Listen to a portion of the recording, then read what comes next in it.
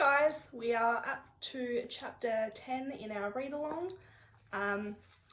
Before I start reading, just a reminder that at the end of this chapter, your task is to add the newest character that we meet to your character map. So listen out and see if you can pick up any quotes or any lines that you think are going to be helpful to add to your character map for this character. Chapter 10. Colin sat on the curb and felt a hot prickling in his eyes that meant either Arnie Strachan had just blown cigarette smoke in his face or he was going to cry. Arnie Strachan was 12,000 miles away, so it must be that he was going to cry. Colin decided he wasn't going to cry. He closed his eyes and thought of Dad. Dad never cried. Not even the time Colin bowled a Malcolm Marshall special off an extra long run up and it bounced crooked off a cow pat and slammed Dad in the privates. It's not a disaster, thought Colin. He'd gone for the wrong doctor, that's all. He'd gone for the doctor who looked like the world's best doctor. He'd been fooled by a dynasty haircut. The real world's best doctor was probably bald with glasses. All Colin could do was go back into the best cancer hospital in London, avoiding the uniformed attendant, and find him. He was wondering how best to avoid the uniformed attendant. Should he smuggle himself in with the clean sheets, or go in through the drains? When he noticed something across the street. A bloke sitting on the curb, crying. Not sniffling and blinking back prickles in his eyes, but really crying, his whole body shaking with massive sobs. Colin realised he'd never seen a bloke really blub. Kids, yes, but not an adult bloke. Adults put on brave faces and said, I'm starving. Colin wondered why this one wasn't. He went over. You okay? He asked. The bloke looked up at him, startled. No, I'm not. I'm crying, he said, and looked away and sniffed and blinked a few times. When he looked back up at Colin, he'd stopped crying. But tar for asking, he said and grinned. He was much younger than Dad.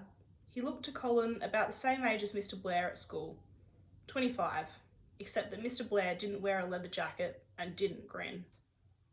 The bloke sniffed and wiped his eyes. I needed that, he said. Colin had only ever heard a bloke say that after a beer.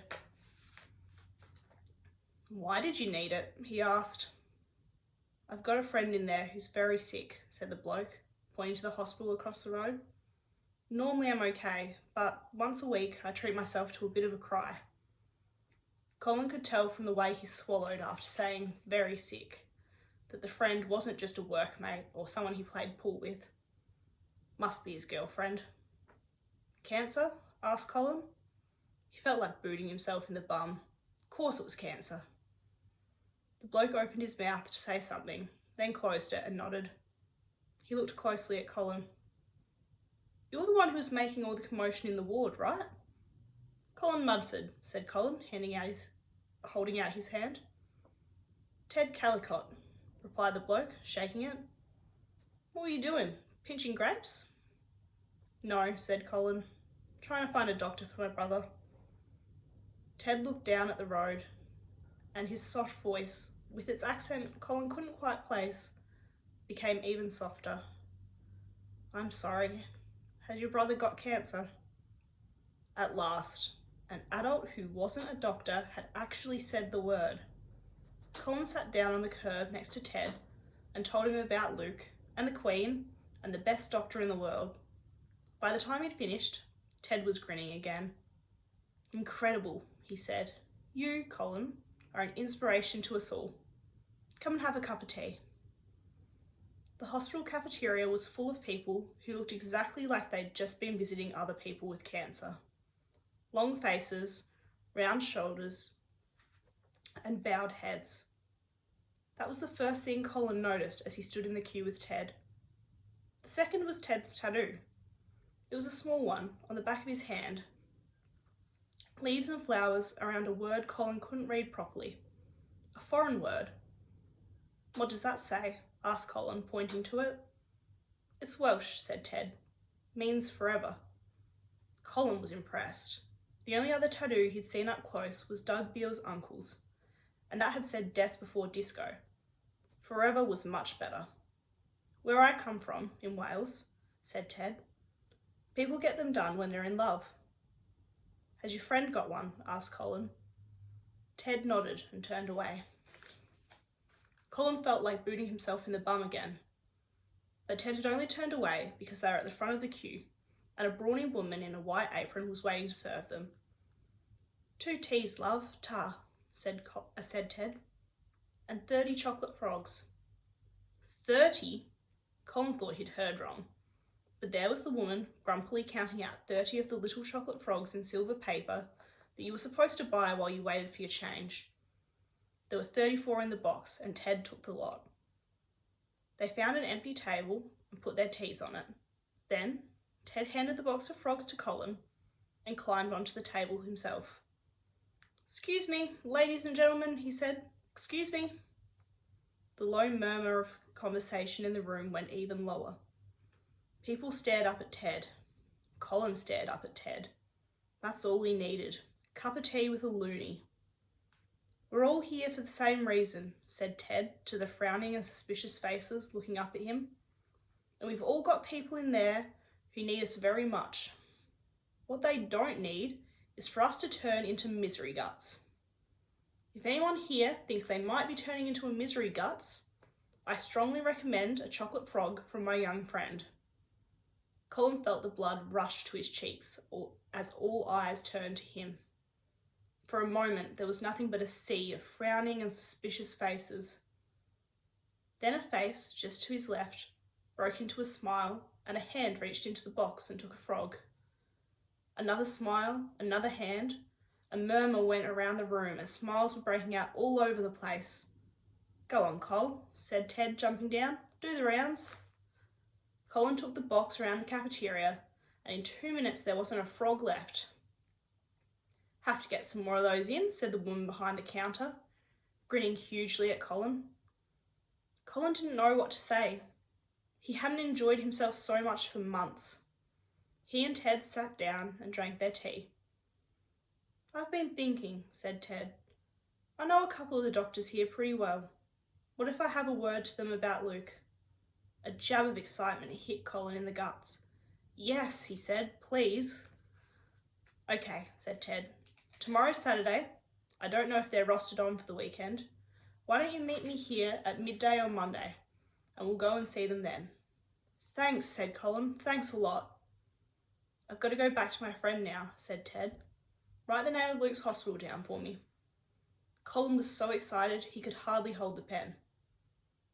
He went back to the house, replaced the back door lock, calmed Alistair down, and by the time Auntie Iris and Uncle Bob got home, he was sitting in an armchair looking as though he'd just had a quiet day with the do-it-yourself magazines, instead of swinging punches at pathologists, meeting incredible blokes who blubbed and gave away chocolate frogs, and arranging to see doctors who were going to save Luke's life. After tea, Mum and Dad rang. "I haven't said anything about the Buckingham Palace business," said Auntie Iris as she handed the phone to Colin, "and if you carry on behaving yourself, I hope I won't have to." Mum asked Colin how he was, and he said fine.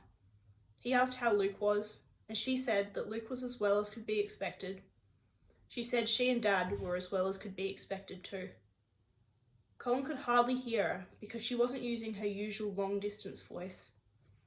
Her voice sounded small and very weary and very sad. He glanced around to make sure Auntie Iris had gone back to the living room.